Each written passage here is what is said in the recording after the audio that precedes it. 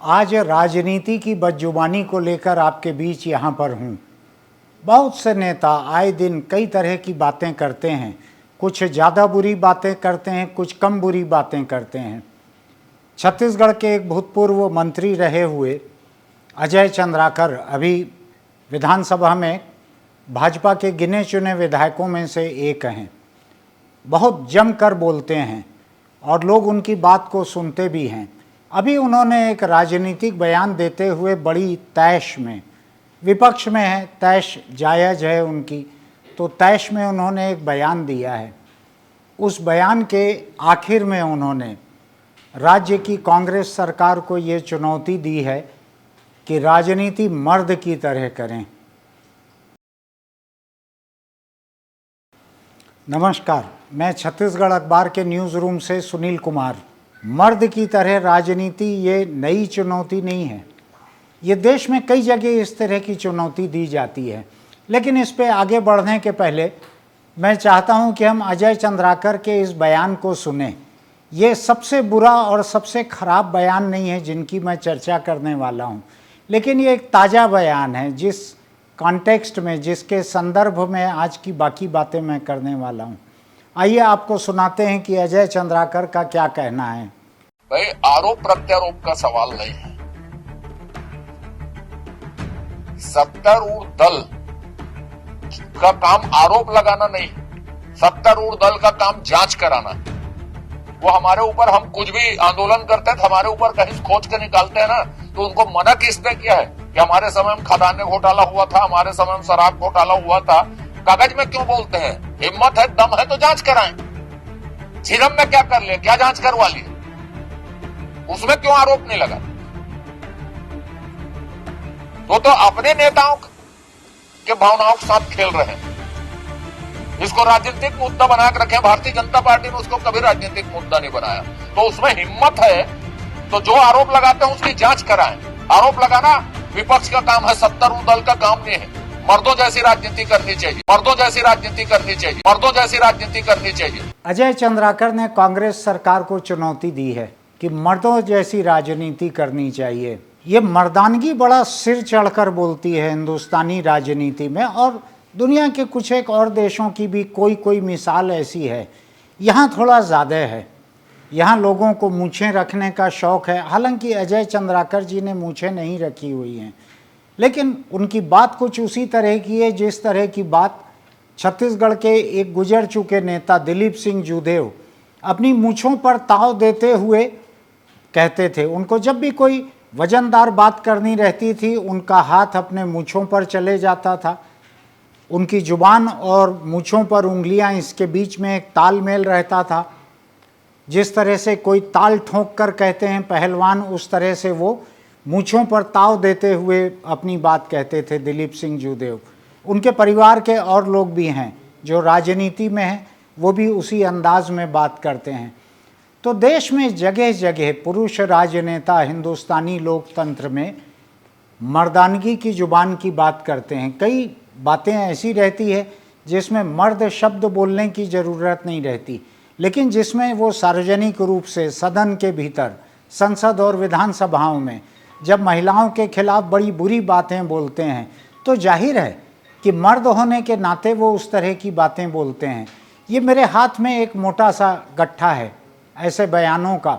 मैं लोगों के बयान एक एक शब्द याद नहीं रख सकता। मैं इसमें से कुछ नमूने आपको पढ़कर सुनाने की कोशिश करता हूँ। एक नेता संसद में बड़ी इज्जत पाने वाले थे, समाजवादी नेता शरद यादव जी। अभी नहीं रहे वो, लेकिन जब तक रहे उनके दिए गए अच्छे भाषण भी संसद के रिकॉर्ड में रहे और उनकी कही हुई घटिया बातें भी अच्छी तरह दर्ज हुई, जिनको लेकर महिला आंदोलनकारियों ने और लोगों ने जमकर उनकी आलोचना की। शरद यादव राजस्थान की एक चुनावी सभा में बोल रहे थे और उन्होंने वहाँ की उस वक्त की मुख्यमंत्री वसुंधरा राजे के बारे में कहा, वसुंधरा को आराम करने दो, बहुत थक गई हैं, बहुत मोटी हो गई हैं, पहले पतली थी, अब किसी महिला के रूप रंग, उसकी कद काठी, इसके बारे में इस तरह की गैर जरूरी टिप्पणी जो कि एक चुनावी सभा में कुछ बहुत ही नासमझ लोगों से, गैर जिम्मेदार लोगों से तालियां तो पा सकती है, लेकिन इज्जत नहीं दिला सकती। शरद यादव ने 10-20 अच्छे भाषण दिए होंगे संसद में, उस पर पानी फिर गया उनकी ऐसी 2-3 बातों को लेकर। इन्होंने एक बार और भी कहा था, महिला आरक्षण पर बहस चल रही थी और शरद यादव ने कहा था इस बिल से सिर्फ परकटी औरतों को फायदा पहुंचेगा, परकटी शहरी महिलाएं हमारी ग्रामीण महिलाओं का प्रतिनिधित्व कैसे करेंगी। यानी शहरी महिलाओं को परकटी कहना, जैसे कि शहर की हर महिला के बाल कटे रहते हैं, और बाल अगर कटे भी हों हर महिला के तो उस पर टिप्पणी करने का उनको क्या हक था। लेकिन इस बात को समझने की ज़रूरत है, ये शरद यादव वही थे, ये वैसी ही पार्टी के नेता थे जिन्होंने संसद में हमेशा महिला आरक्षण बिल का विरोध किया था। ये वैसे ही थे, इनकी पार्टी वैसी ही थी, इसलिए उनकी सोच वैसी ही थी। इसके बाद एक बार और 2017 का उनका बयान मेरे सामने है। उन्होंने कहा वोट की इज्जत आपकी बेटी की इज्जत से ज़्यादा बड़ी होती है। अगर बेटी की इज्जत गई तो सिर्फ गांव और मोहल्ले की इज्जत जाएगी, लेकिन अगर वोट एक बार बिक गया तो देश और सूबे की इज्जत जाएगी। अब किसी गांव की लड़की की इज्जत को वोट से जोड़ना, और ख़ासकर उस देश में जोड़ना जहां बलात्कार की शिकार लड़की से कहा जाता है कि उसकी इज्जत लुट गई, बलात्कारी के बारे में नहीं कहा जाता कि बलात्कारी ने जुर्म किया है, हिंसा की है, उसकी इज्जत लुट गई, उसके परिवार की इज्जत नहीं रह गई। बलात्कारी से नहीं कहा जाता इस देश में, बलात्कार की शिकार लड़की से कहा जाता है। तो शरद यादव जैसे समाजवादी नेता उसी सोच का प्रतिनिधित्व कर रहे थे, उसी सोच के तहत बोल रहे थे जो तहत लड़की की इज्जत लूटने की बात करती है बलात्कार पर। इसके बाद और भी उन्होंने कहा, लेकिन मैं उस पर जाना नहीं चाहता। 2012 नरेंद्र मोदी ने चुनाव रैली के दौरान शशि थरूर की पत्नी सुनंदा थरूर के बारे में कहा, वाह क्या गर्लफ्रेंड है। आपने कभी देखी है 50 करोड़ की गर्लफ्रेंड? अब 50 करोड़ की गर्लफ्रेंड आपने कहीं देखी है क्या? ये एक महिला के बारे में जो खुद राजनीति में नहीं थी। शशि थरूर की पत्नी सुनंदा पुष्कर खुद राजनीति में नहीं थी, उनके बारे में नरेंद्र मोदी ने प्रधानमंत्री बनने के चुनाव के दौरान ये बात कही थी।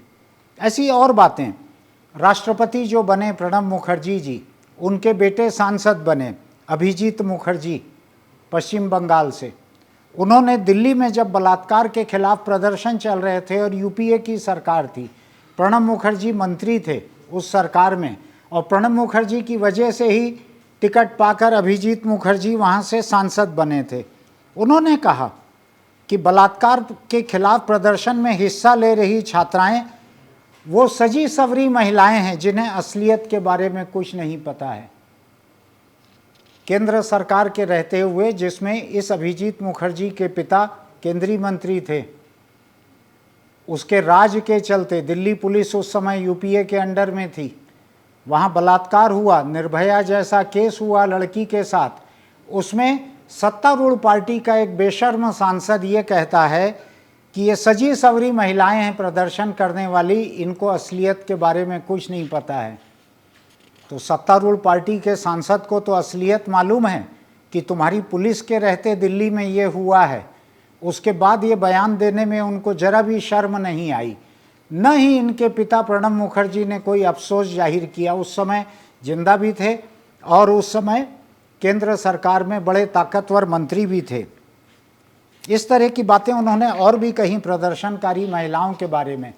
संसद के भीतर कांग्रेस की सांसद रेणुका चौधरी किसी बात के ऊपर जोर जोर से हंस रही थी, तो उनका हंसना सुन के मोदी जी ने कहा, सभापति जी, रेणुका जी को आप कुछ मत कहिए, रामायण सीरियल के बाद ऐसी हंसी सुनने का आज सौभाग्य मिला है।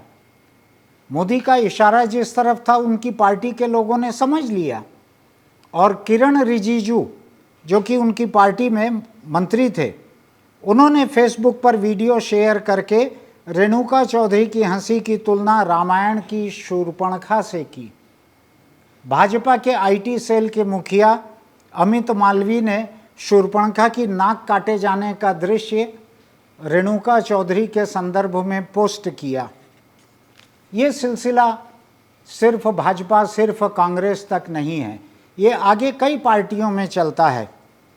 भाजपा के एक और नेता नरेश अग्रवाल ने जया बच्चन जब सांसद होके आई तो उनके लिए कहा कि फिल्मों में नाचने वाली यहाँ आ गई है, जबकि जया बच्चन का कई तरह का योगदान समाज में, फिल्मों में कई जगह रह चुका था। उनको नाचने वाली कह के एक हिकारत से उनको देखा गया। एक टीवी बहस के दौरान कांग्रेस के सांसद ने 2012 में संजय निरुपम ने स्मृति ईरानी के बारे में कहा था, कल तक आप पैसे के लिए ठुमके लगा रही थीं, आज आप राजनीति सिखा रही हैं। यानी जिस तरह की फिल्मों में काम करना, सीरियल में काम करना वो कोई अपमान की बात हो, ऐसी बात कांग्रेस के संजय निरुपम ने स्मृति ईरानी के बारे में कही थी। लेकिन जिन वामपंथियों से थोड़ी सी सही राजनीतिक बातचीत की उम्मीद की जाती है, उस सीपीएम के एक नेता अनीसुर रहमान ने 2012 की चुनावी रैली में कहा कि बंगाल की प्रताड़ित महिलाओं को शायद न्याय नहीं मिलेगा, क्योंकि मुख्यमंत्री ममता बनर्जी ने बलात्कार की कीमत तय की हुई है। और उन्होंने आगे कहा कि हम ममता दी से पूछना चाहते हैं कि उन्हें कितना मुआवजा चाहिए, बलात्कार के लिए कितना पैसा लेंगी। मुख्यमंत्री थी, उन्होंने बलात्कार की किसी शिकार के किसी मुआवजे की कोई बात की होगी, लेकिन उसको लेकर इस बात को इस हद तक बढ़ाना कि ममता बनर्जी से पूछना कि वो बलात्कार करवाने के लिए कितना पैसा लेंगी। ये सीपीएम के नेता थे जिस पार्टी को दूसरी पार्टियों के मुकाबले बेहतर राजनीति करने वाला माना जाता है। मुलायम सिंह यादव समाजवादी पार्टी के बुजुर्ग नेता, उम्र दराज, नाती पोते सब उनके हो चुके हैं। उन्होंने कहा बलात्कार के ही संदर्भ में लड़कों से गलतियां हो जाती है, इसके लिए उन्हें मौत की सज़ा नहीं देनी चाहिए। एक आध बार उन्होंने और भी कहा लड़के हैं, गलती हो गई होगी।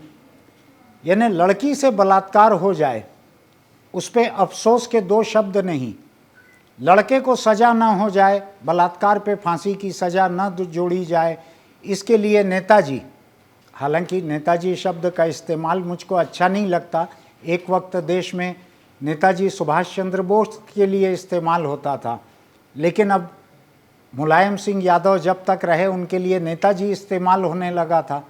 तो नेताजी को लड़कों की हरकतें, लड़कों का बलात्कार ऐसे दिखता था। और बहुत सारे मिसाल, बहुत सारी हैं। अब इसमें से कितना पढ़ूं कितना नहीं पढ़ूं। छत्तीसगढ़ के बीजेपी सांसद बंसीलाल महतो, उन्होंने आदिवासी समुदाय की महिलाओं को टनाटन कहा था। मुझको अभी याद नहीं पड़ रहा है कि इस बयान के बाद इनके ऊपर कोई कार्रवाई हुई थी कि नहीं हुई थी, लेकिन ये अच्छी तरह से दर्ज है ये बयान। हरियाणा में बीजेपी की एक महिला नेता बलात्कार की शिकार एक लड़की से मिलने उसके घर गई और वहाँ उन्होंने बयान दिया, महिला ने, भाजपा की महिला नेता ने बयान दिया कि संसार के सृजन के वक्त से ही दुनिया में रेप हो रहे हैं। तो संसार के सृजन के वक्त तो लोकतंत्र नहीं था, संसार के सृजन के वक्त कोई संविधान, कानून और निर्वाचित सरकार नहीं थी, लेकिन अब वो सब कुछ है। हरियाणा में तो खासे अरसे से भाजपा की ही सरकार है, अभी देश में भी भाजपा की सरकार है। इसके बाद इतनी गैर जिम्मेदारी का बयान देते हुए इस नेता को ये समझना चाहिए था कि उनकी पार्टी की ये दोनों जगह सरकारें हैं, शायद इसको डबल इंजन की सरकार कहते हैं। डबल इंजन की सरकार की महिला नेता का बलात्कार के बारे में ये बयान था। और तो और दिग्विजय सिंह, जो कि आमतौर पर जिम्मेदारी की बातें करते हैं, कि अरविंद केजरीवाल और राखी सावंत जितना एक्सपोज करने का वादा करते हैं उतना करते नहीं हैं। तो दिग्विजय के बयान के मुकाबले राखी सावंत का बयान ज़्यादा जिम्मेदारी का था। उन्होंने बस इतना कहा कि दिग्विजय सिंह जी सठिया गए हैं। गिरिराज सिंह के कई बयान हैं सोनिया गांधी के खिलाफ, यानी ये पूरा एपिसोड बयानों को गिनने में ही ख़त्म हो जाएगा। खैर, मैं उसी किस्म के बयानों को और ज़्यादा गिनाना नहीं चाहता, लेकिन मैं ये ज़रूर बतलाना चाहता हूँ, न केवल हिंदुस्तानी राजनीति में बल्कि हिंदुस्तानी अदालतों में भी, हिंदुस्तानी समाज में भी, हिंदुस्तानी मीडिया में भी, जिस अखबार में मैं काम करता हूँ, ऐसे अखबार जितने हैं उनके बीच भी जब भाषा लिखी जाती है तो उसमें महिला की जगह बहुत कम होती है। उसमें पुरुष के बारे में लिखते हुए, आदमियों के बारे में लिखते हुए ये मान लिया जाता है कि महिलाएं इसमें शामिल हैं। आम आदमी पार्टी, जब अरविंद केजरीवाल ने इस पार्टी का नाम आम आदमी पार्टी रखा तो मैंने ट्विटर पर या दूसरी जगह कहीं पर सोशल मीडिया पर इसके खिलाफ लिखा था कि चुनाव आयोग को इसका रजिस्ट्रेशन नहीं करना चाहिए, क्योंकि ये जेंडर इनइक्वलिटी की बात करती है, लैंगिक असमानता फैलाती है, ये आदमी शब्द का इस्तेमाल करती है, जबकि आधी वोटर तो महिलाएं हैं। लेकिन कुछ नहीं हुआ। चुनाव आयोग में जो लोग बैठे होंगे, अदालतों में जो लोग बैठे हैं, वो भी इसी समाज से निकल कर आए हैं, ऐसे ही आगे बढ़े हैं। बचपन से वो ऐसी ही भाषा सुनते आ रहे हैं कि मर्द हैं तो मूंछ पर ताव देना है उनको, जिसकी मूछें नहीं हैं उसमें बहादुरी किसी तरह की नहीं हो सकती।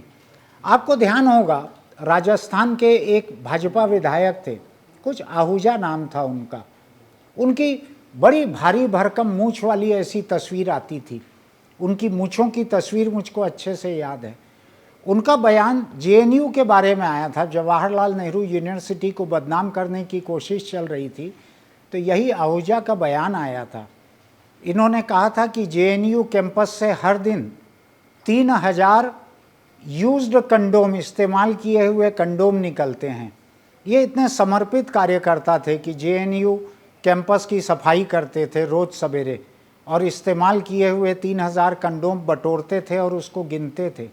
लेकिन ऐसी घटिया बात करते हुए देश के लड़के लड़कियां जहां पर पढ़ रहे हैं और हिंदुस्तान की जिस यूनिवर्सिटी का दुनिया में सबसे ऊपर नाम है, सबसे इज्जत के साथ नाम है, उस यूनिवर्सिटी को बदनाम करने के लिए राजस्थान का भाजपा विधायक इस हद तक गिर गया था। मूछें बड़ी बड़ी थी, हरकतें नीची थी।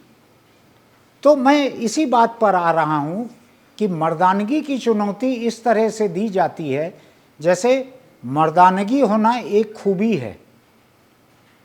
एक भी मर्द कोई ऐसा बताइए जो बच्चा पैदा करके बता सके, जो बच्चे को 9 महीने पेट में रख सके, जो बच्चे को पाल के बड़ा कर सके, जो परिवार के इतने बोझ को झेल सके।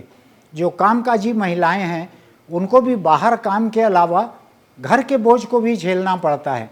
लेकिन वाह रे मर्द, इनको अपनी मूछ की फिक्र ऐसी है और इनको अपने मूछ का प्रतीक इतना महत्वपूर्ण लगता है कि बिना मूछ वाले अजय चंद्राकर भी मर्द की तरह राजनीति करने की सलाह दे रहे हैं। अब मैं नहीं जानता इनकी बात का कोई जवाब देंगे कि नहीं।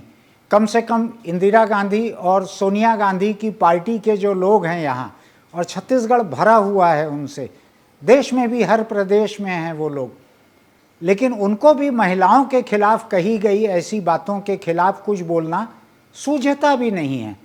क्योंकि बहुत सारे आंदोलन कई प्रदेशों में ऐसे होते हैं जहां कांग्रेस के नेता, मर्द और औरत दोनों ही जाकर किसी को निकम्मेपन के लिए, नाकाबिलियत के लिए चूड़ियां भेंट करते हैं, जैसे कि वो नालायकी की प्रतीक हो चूड़ियां, ऐसा करते हैं। तो अब इन लोगों से ज़्यादा उम्मीद नहीं की जाती।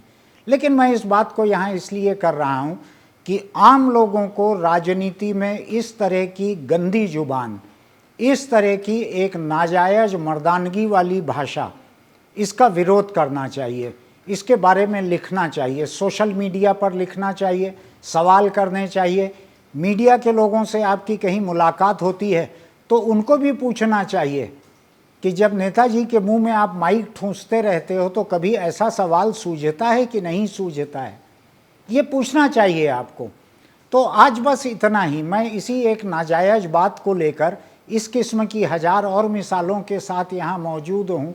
ऐसे बयानों के 19 पेज मेरे पास इस गट्ठे में हैं, लेकिन मैं उन सबको गिना के उसी किस्म की बातें दोहराना नहीं चाहता। आपको जहां मौका मिले, आपको सोशल मीडिया पर लिखने मिले, लोगों से पूछने मिले, आप पूछिए कि मर्दानगी क्या होती है जी। ये वो देश है जिसमें एक महिला प्रधानमंत्री रही हुई है। ये खुद जिस बीजेपी के अजय चंद्राकर हैं, उस बीजेपी में राजमाता कही जाने वाली सिंधिया, विजया राजे सिंधिया, वो राष्ट्रीय उपाध्यक्ष रही हुई हैं। सुषमा स्वराज, बहुत सारी और महिलाएं इसमें रही हुई हैं। इसकी उमा भारती मध्य प्रदेश की मुख्यमंत्री रही हुई हैं। ऐसी पार्टी के लोग अगर ऐसी बात करते हैं, मर्द की तरह राजनीति करनी चाहिए। इनसे इनकी मर्दानगी पे सवाल जरूर करना चाहिए कि आप मर्दानगी मानते किसको हो और महिलाओं को क्या मानते हो, ये सवाल करते रहिए। फिर मिलते हैं आपसे। फिलहाल अगर आपको हमारे ये वीडियो पसंद आते हैं तो YouTube चैनल पर इसको लाइक कीजिए, सब्सक्राइब की बटन के साथ साथ नोटिफिकेशन की बटन भी दबाइए ताकि आपको इसकी खबर मिल जाए। नमस्कार।